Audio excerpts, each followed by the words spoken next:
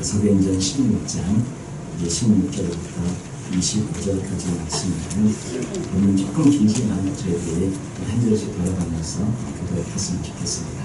사도행전 16장 16절부터 25절까지 한 절씩 기도하도록 하겠습니다. 제가 먼저 16절 읽겠습니다. 우리가 기도하는 곳에 가다가 점치는 귀신 들린 여종 하나를 만나니 정으로 그 주인들에게 큰 이익을 주는 자라.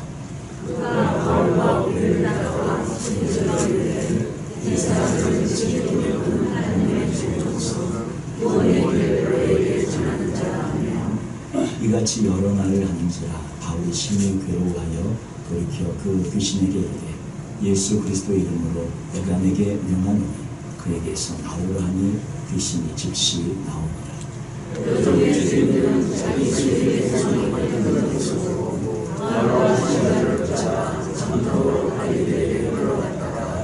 상관들 앞에 데리고 가서 말하되 이 사람들이 유대인인데 우리 성을 심히 유란하게 하여 로마 사람들이라 같이 우리가 일제히 일어나 고발하니 상관들이 옷을 찢어 벗기고 매로 치라 하여 많이 지혜하고 그가 이러한 명령을 받아 그들을 깊은 곳에 가두고 그 발을 착고에 댕댕이 채웠더니 한밤중에 바울과 실라가 기도하고 하나님을 찬송하니 죄수들이 들어가라. 아멘.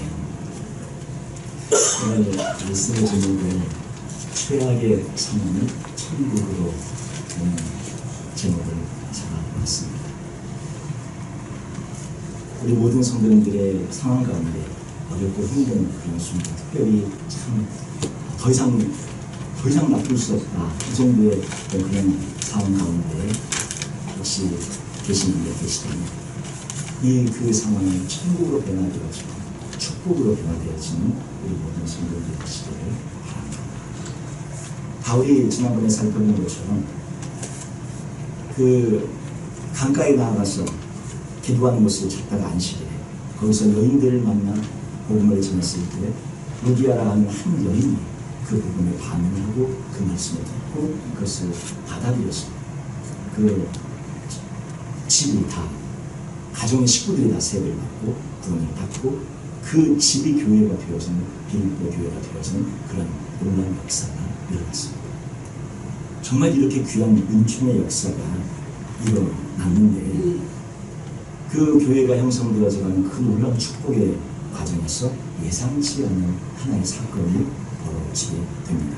그것은 이 귀신 들린 여종이 바울을 따라다니며 힘들게 하고 여러 가지로 자꾸 힘들게 해서 바울이 그 귀신 들린 여종을 치료하게 되어지는 그러한 사건이 벌어지게 됩니다.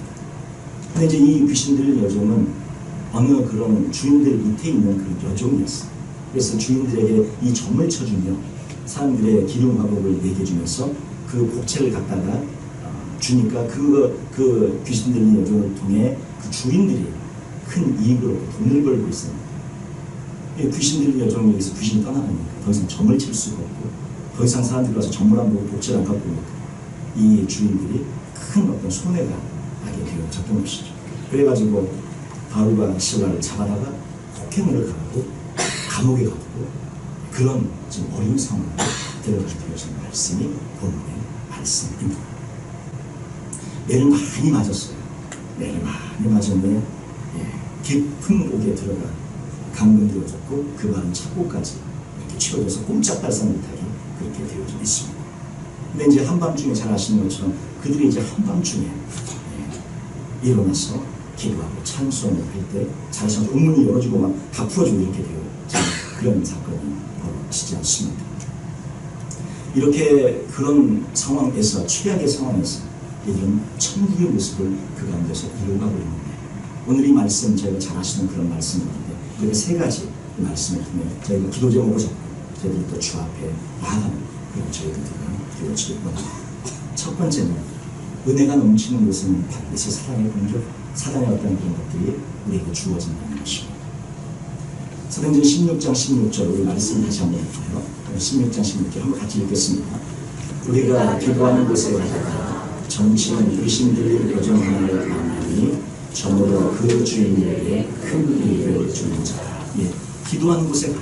지금 교회가 생겨갖고 이제 교회가 생기면서 말씀이 전파되고 교회가 생기면서 하나님의 복음이 힘있게 능력으로 전파되어지는 그 상황이 되어지니까 첫 번째로 찾아오는 손님이 무엇입니까?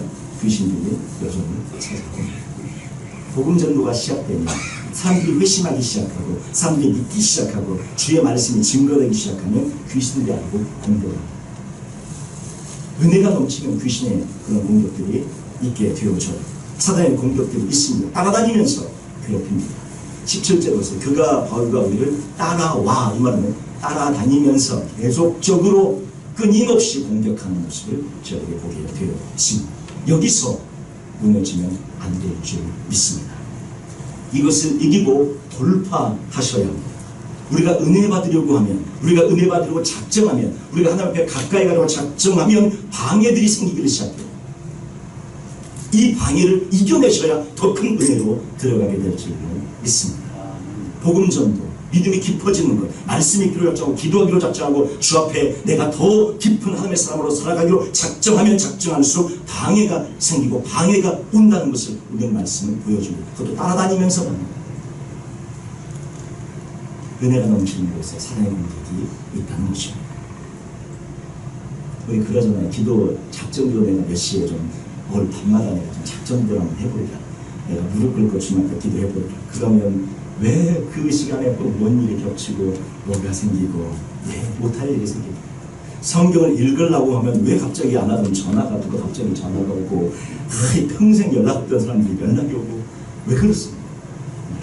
갑자기 뭐가 분주해질 일이 있습니다. 야, 우리 가정에 모여서 기도 한번 하자.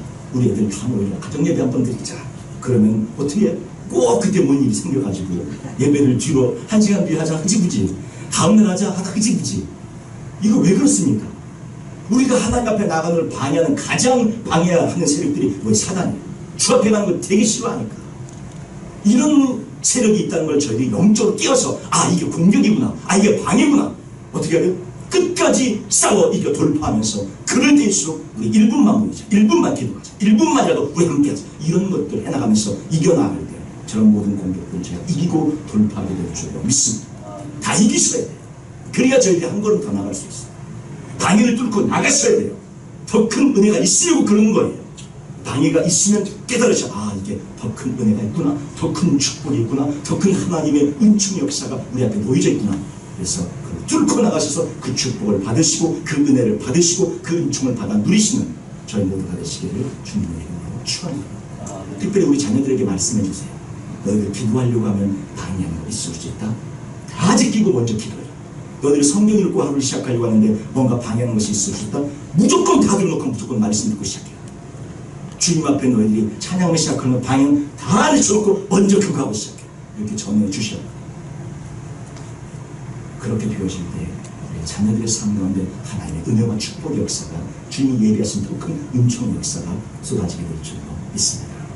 은혜가 넘치는 곳에 사단의 공격, 따라다니며 공격하는 저 모습을 저희가 기억하면서 이것을 돌파하며 싸워나가 승리하는 우리 모두가 되시기를 주님의 이름으로 축원드립니다. 두 번째는 성령의 인도하심을 따라 살아가자 하는 것입니다. 성령의 인도하심을 따라 살아가자 하는 것입니다. 점치는 귀신 들린 여종은 여러 날을 따라다녔어요. 나중에 바울이 귀신 쫓아내잖아요. 그러면 왜 처음 만났을 때 바로 나가라 해버리지, 쫓아내지.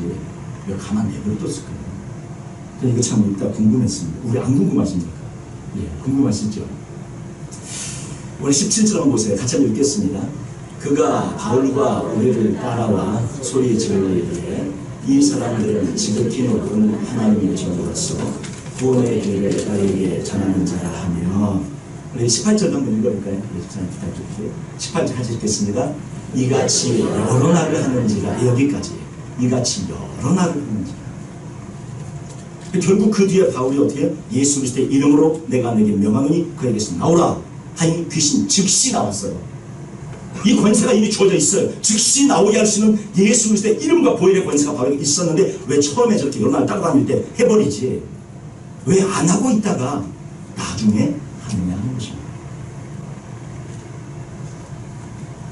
우리가 이 자체에서 저기 본문 자체에서는 정확하게 왜 그러냐 하는 이유가 나오지 않아요. 그런데 그 앞에 저희가 추측해 볼 수 있는 것은 우리가 본문의 그런 문맥 가운데 저희가 생각해 볼 수 있는 것은 성령의 인도하심, 성령의 이끄심, 성령에 의해서 바울이 순종하는 삶을 살고 있는 것을 저희들이 앞부분에 살펴보지 않습니까? 우리 16장 6절 말씀 보시면 성경 한번 보세요. 우리 16장 6절 오늘 본문은 아니지만 16장 6절 말씀 보시면 성령이 아시아에서 말씀을 사하지 못하게 하시거늘 그들이 부르기아와 갈라디아 땅으로 다녀가 무시 앞에 이르러 비두니아로 가고자 애쓰되 예수의 영이 허락하지 아니하시는지라. 지금 어떻게 해요? 바울이 성령의 인도하심을 받고 그 성령의 인도하심 따라 복음 전하는 것도 가라면 가고 전하라면 전하고 일로 못 가게 하면 일로 가고 일로 가면 글로 가고 하는 그런 성령의 인도하심을 받고 있는 바울의 모습을 저희들이 보게 됩니다. 그러면 지금 귀신을 내어 저런 상황이 있을 때 바울 스스로의 마음은 어떻게 당장 쫓아버리고 싶겠죠. 당장 쫓아버리고 싶은데 저렇게 하고 그 시간을 여러 날이 지나도록 지체하고 있는 이유는 뭐예요? 성령께서 그것을 홀드하고 계신다는 것을 저희들이 느낄 수 있는 그런 부분입니다. 왜 홀드하셨을까? 성경학자는 한 3가지 정도를 이야기합니다. 그것은 바울이 그 뒤에 이제 분노하면서 심히 괴로워하여 돌이켜 이르는데 심히 괴로워했다. 왜 괴로워했냐? 3가지 정도로 얘기하는데 귀신이 여종을 사로잡고 있는 것, 그 모습을 보면서 괴로워해서 그리고 이제 그것을 나중에 이제 쫓아내고 또 주인들이 귀신들인 여종을 이용하여 유익을 추구하는 것에 대해서 심히 마음이 아프고 분노하고 그렇게 되어졌다 얘기하고 정상적인 복음 전도가 아니라 귀신이 지금 뭐라고 얘기하냐면 우리 앞에 17절 한번 보실까요? 17절을 보시면 그가 바울과 우리를 따라와 소리 질러 이르되 이 사람들은 지극히 높은 하나님의 종으로서 구원의 길을 너에게 전하는 자라. 지금 귀신이 누굴 증거하고 있어요? 예. 참 이상한 일이 벌어지고 있는 귀신이 지금 누굴 증거하냐면 이 사람들 지극히 높으신 하나님의 종으로 지금 바울과 실라를 하나님의 종으로 지금 귀신이 증거하고 있고요. 얘는 진짜야. 얘는 진짜야. 얘는 하나님의 종이 맞아. 진짜야. 그리고 지극히 높은 하나님의 종, 하나님에 대해서 얘기를 해주고 있는 이런 상황이 벌어지고 있는데 이건 이제 귀신들이 전하니까 바울이 그 견디다는 것에 대해서 괴로워서 조금 있다가 축축하면서 이렇게 되어졌다. 3가지 정도로 보는데 이 말씀의 뜻을 저희들이 왜 진지게 이렇게 쫓아내지 못했을까? 보자마자 나가라 그러면 되는데 그렇게 하지 않는 이유는 성령께서 이것을 홀리하고 계심을 아까 제가 말씀한 문맥 가운데 드리는 것을 기억하실 것입니다. 귀신을 쫓아내는 것 얼마든지 할 수 있지만 자신의 의지로 하지 않고 그 시간, 그때, 그 타이밍을 성령께서 하시기까지 기다리고 있는 바울의 모습을 저희들이 보게 되었죠. 성령이 하라고 할 때까지 머물고 있는 거예요. 그래서 성령님은 그러면 왜 처음에 쫓아내지 않고 나중에 하시는가? 바울이 견딜 수 없는 지점까지 그렇게 마음이 힘들게 하는 지점까지 이끌게 하고 왜 나중에 이것을 쫓아내는가? 여기 보면 지극히 17절 보세요. 그가 바울과 우리를 따라와 소리 질러 이르되 이 사람들은 지극히 높은 하나님의 종이다. 여기 지극히 높은 하나님의 종이다. 여기 쓰여진 이 표현이 유대인들은 이 표현을 어떻게 지금 이 표현이 쓰여지냐면 이것은 야훼 하나님에게만 쓰여지는 그런 표현입니다. 그리고 그 당시 지금 이 이방에 가서 복음을 전하는데 이 이방인들 사이에서 헬라인들은 이 표현이 누구에게 쓰여지고 있는 표현이냐면 헬라 세계에서 가장 최고의 신 그리스 로마 신화에서 최고의 신이 누구예요? 제우스에 다 잘 아시는 분. 한번 좀 읽어보셨죠. 지금 이 표현은 제우스 신에게만 쓰여진 표현이에요. 우리 유대인들은 당연히 하나님이고 유대인들은 하나님이고. 그래서 이 말의 뜻은 무엇이냐면 이 세상에는 모든 신 중의 신, 최고의 신이다. 지금 그렇게 설명하고 있는 것이 이 여정이 그렇게 얘기를 하고 있는 거예요. 그러니까 바울과 실라는 어떻게 해요? 이 세상에서 가장 신 중의 신, 최고의 신을 섬기고 있는 자다. 그렇게 지금 증거하고 있는 것입니다. 그래서 그들이 알고 있는 이 세상에서 그들이 표현할 수 있는 그 최고의 신을 섬기는 하나님의 종이라고 말을 하고 있는 것이죠. 그리고 그 하나님의 종으로서 구원의 길을 전하는 것이라고 설명을 합니다. 그런데 이제 귀신이 예수님을 증거하고 귀신이 하나님을 증거하는 그런 지금 아이러니한 상황에 들어가고 있어요. 귀신이 바울을 증거하게 되었습니다. 그래서 이 성령께서 지금 귀신의 저 증거까지를 사용해서 하나님 되심과 바울과 실라의 주님의 종되심을 지금 드러내고 있는 그러한 부분입니다. 이게 이제 쉽게 제가 설명을 좀 드리자면, 제가 전에 이제 교회 섬길 때 이제 한 집사님이, 이분이 이제 예전에 한국에서 이제 있을 때 얘기를 하시더라고요. 처음에 예수 믿고, 친구 따라 이제 친구들이 점심대를 가자고, 귀신 들려고 점심대를 가자고 점심집에 갔는데, 전기가 됐겠습니까? 안 됐겠습니까? 딱 들어가자마자 친구들하고 이제 같이 이렇게 들어갔어요. 근데 거기에 이분 이제 믿은 지 얼마 안 되는 거예요. 믿은 지 얼마 안 되고. 그래서 이제 갔는데, 그 점치는 그 귀신들이 그 점쟁이가 대뜸하는 말, 여기 큰 신 섬기는 사람 왔구만. 점이 안 돼, 나가. 그러더래요. 서로 누구야? 자기들끼리 좀 몰라갖고 왔는데, 점이 안 돼. 여기 큰 신 섬기는 사람 왔구만. 나가. 그러는 거예요. 점이 안 된다. 서로 누가 큰 신 섬기냐고 이제 서로 자기들끼리 얘기할 거예요. 너냐. 그러다 보니까 서로 누구야? 서로 몰랐던 거예요. 자기가 지금 얼마 전에 믿었는데 믿은 그것도 깜빡 잊어먹고. 예. 그러다 보니까 자기가 이제 교회 다니기 시작하고 예수 믿는 게 생각나는 거예요. 그럼 나네? 내가 예수 믿기 시작했는데, 나 교회 다니기 시작했는데, 나네? 그리고는 나갔어요. 그때부터 점을 보기를 시작하고, 그때부터, 이렇게 되어졌다고 합니다. 그러니까 그 자리에 그 장면 가운데, 지금 큰 신 섬기는 사람이 왔다. 그러면서 귀신 들린 그 점쟁이가 점괘가 안 나와.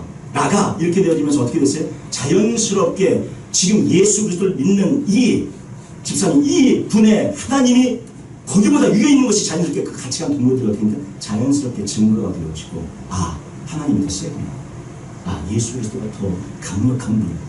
거기 가서 물론 전문적으로 있겠지만, 그것이 어떻게 자연스럽게 증거가 되어진 결과를 가져왔다는 것입니다. 근데 저 귀신이, 지금 귀신 들린 여종이 지금 누구를 증거하고 있는 거예요? 하나님을 증거하고 바울과 신라를 증거하고 있는 거예요. 지극히 높은 성의 종이다. 성령님이 왜 내버려둬요?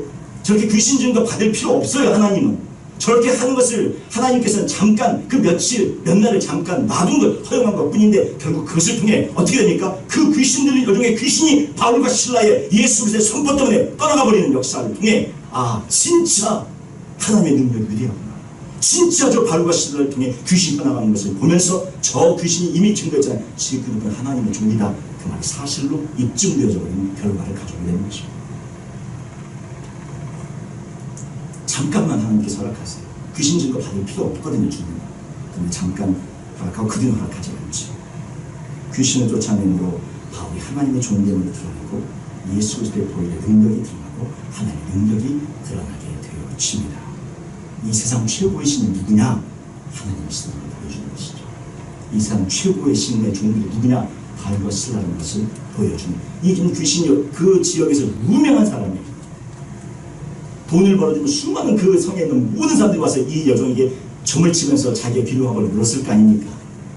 얼마나 유명한 사람이었어요. 근데 그 유명한 사람이 가는 곳곳마다 누구를 증거해요? 바울과 신라를 증거하면서 하나님에 대한 증거를 하고 있으니, 저렇게 진짜 귀신까지 나갔으니 어떻게 됐어요? 진짜라는 게 증명이 되어져요.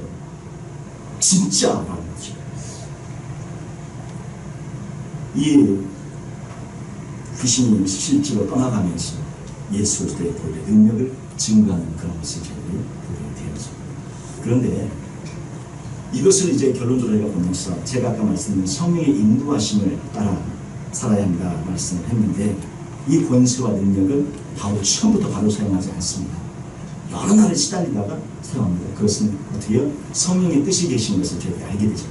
그것까지도 바울이 갖고 있는 권세를 얼마든지 바로 사용해서 귀신을 쫓게 할 수 있지만, 그것을 성령께서 인도하신 대로 성령이 허락하신 때에 그때까지 기다리고 홀감으로 우리가 하나님의 이름이 높아지고 주의 영광이 드러나게 되는 것을 저희들이 보면서, 우리가 하나님의 사람으로 저희들이 하나님의 은혜로 살아가는 저희 모두에게도 성령이 인도하신 성령의 뜻을 따라 순종하며 나아가는 저희 모두가 되실 때 더 큰 은혜와 축복의 역사가 있게 될 줄 믿습니다. 그런 우리 모두가 되시길 바랍니다. 마지막 한 가지는, 이들이 이제 이것 때문에 어떻게 돼요? 잡혀가지고 이제 매해 맞고 감옥에 갇히게 되는데, 최악의 상황에 들어가죠. 그 최악의 상황을 이들이 천국으로 바꾸는데, 세 번째는 최악의 상황을 천국으로 바꾸는 우리 모두가 되시자고 말씀드린 것입니다. 그들이 감옥에 갇혀서 신음합니다. 매를 너무 많이 맞았어요. 매를 너무 많이 맞았어요. 우리 한번 말씀 보셔요. 23절 말씀을 보실까요? 23절 말씀 한번 같이 읽겠습니다. 많이 친후에 오게가 되고 단세를 하여 등등히 지키라 하니, 많이 친후에 영어 성경을 보면 severely 이렇게 너무 많이 심하게 정말 많이 맞았어요. 그래서 오히려 갇혔습니다. 대부분의 사람들은 이제 한밤중에 일어나는데 바울과 실라가 처음에 나왔던 것은 목에서 자연스럽게 신음이 나왔을 것입니다. 아픔이 너무 아프니까, 너무 힘드니까, 너무 고통 가운데 처전 아마 신음과 절규와 힘든 그런 탄식이 쏟아져 나갔을 거예요. 그런데 대부분의 그리스도인들은 거기 이상을 나가지 못하고 거기서 멈춰버립니다. 우리 삶에 어려운 것이 있어요. 힘든 것이 있어요. 신음하는 것 당연합니다. 장탄식이 나오는 것 당연합니다. 근데 거기에서 한 걸음 더 나가 그 신음이 찬송으로 바뀌는 지점까지 나가는 그리스도인들은 드물다는 것입니다. 여러분의 삶에, 우리 모두의 삶에, 저와 우리 모든 성도들의 삶에 신음할 만한, 고통과 부르짖을 만한 일들이 있을 수 있습니다. 근데 거기서 멈추는 그리스도인이 아니라 그 신음을 뭘로 바꾸고 찬송으로 바꾸고, 그 절규를 뭘로 바꾸고 찬양으로 바꾸고 경배로 바꾸는 그러한 절규가 되어지기를 원합니다. 한밤중 25절 보시면 바울과 실라가 기도하고 하나님을 찬송하며 그들의 신음이 찬송으로 바뀌어요. 그리고 죄수들이 듣고 그 뒤에 기적의 역사가 일어나는 것을 저희들이 보게 되어집니다. 최악의 상황인데요, 그 최악의 상황에서 벗어날 수 있는 길은 무엇입니까? 그것은 하나님을 찬양하고 높이고 경배하고 예배하는 것입니다. 그 절망의 상황에서 주님을 높이고 인정하고 경배할 때에 최악의 상황이 천국으로 바뀌어서는 그런 축복의 열쇠가 되어집니다. 그럴 때 기적이 일어납니다. 신음하다가 아마 예수님을 생각했겠죠. 너무 많이 아프니까.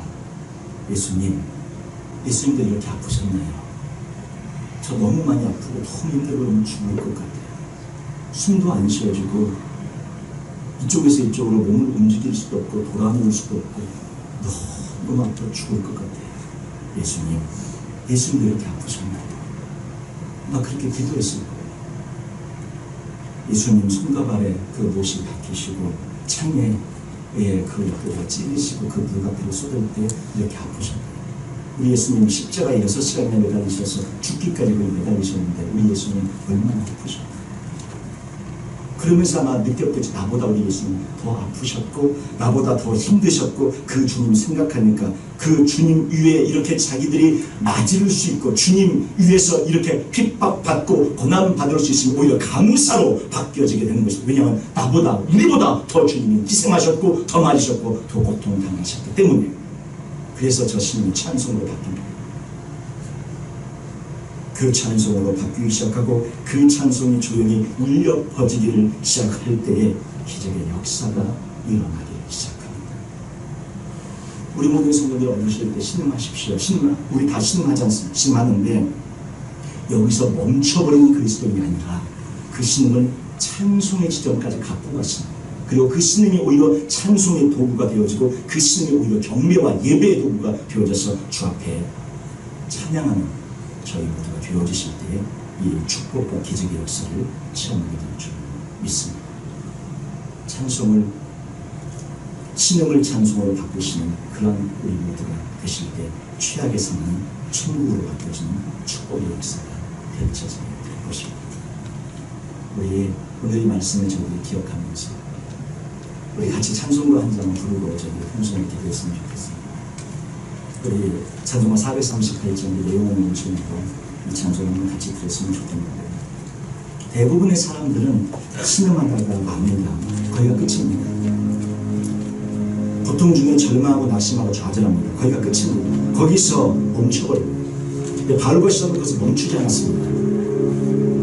아무도 몰아가지 않아요. 너무나 신음할만 하니까, 너무나 아프니까 아무도 그거를 충고할 수는 없습니다. 신음할 만해서 신음하는데 누가 무엇이고 누가 잘못입니까? 그런데 바울과 실라는 그 신음의 상황에서, 그 앞으로 처절한 상황에서 찬송합니다. 찬양합니다. 단순히 노래 불렀다 이런 뜻이 아니라 하나님을 경배하고 높였다는 것. 주님이 우리에게 이렇게 맞는 자리까지 인도하신 그 주님을 인정하고 높여드리고 그 주님을 경외했다는, 하나님 저 맞아도 됩니다. 하나님 저 이렇게 심하게 맞았는데 맞아도 됩니다. 저 그런 존재도 괜찮습니다. 주님이 그렇게 하시길 원하시면 저 더 맞아도 됩니다. 이런 고백이에요. 주님이 원하시면 제 생명 가져가셔도 됩니다. 그런 말씀입니다. 오늘이라도 주님이 원하시면 제 생명 가져가십시오. 주님이 원하신 대로 무엇이든지 제게 하실 수 있습니다. 주님, 저는 주 예수 그리스도의 종입니다. 이런 고백입니다. 누구도 거기까지 신음하는 거, 신음한다고 뭐라 하시면 아무도 없습니다. 그런데 대부분의 그리스도인들은 다 거기에 멈춰 있습니다. 바로 그러나 한 계단을 더 나갔습니다. 저희도 그러길 원합니다. 우리도 그런 믿음으로 살길. 우리 이 찬양 같이 드리시면서 주님, 어디나 하늘나라요, 어디나 천국입니다. 주님, 주님을 찬양하고 주님을 높이고 주님을 경배합니다. 제 생명이 있는 그날까지 주님을 찬송하겠습니다. 찬양하겠습니다. 주님 앞에 원망하지 않겠습니다. 예수 그리스도를 원망하지 않겠습니다. 우리 하나님을 원망하지 않겠습니다. 제 생명을 일러나기 위해서 주님을 사랑하고 경배하고 예배하며 살아가겠습니다. 그렇게 고백하는 저희들이 원합니다. 우리 찬양 같이 함께 한번 드리시죠. 내 영혼을 전해드려 내 영혼이 은총이요 주 언제지 없고 우리 슬픔 많은 이 세상도 천국으로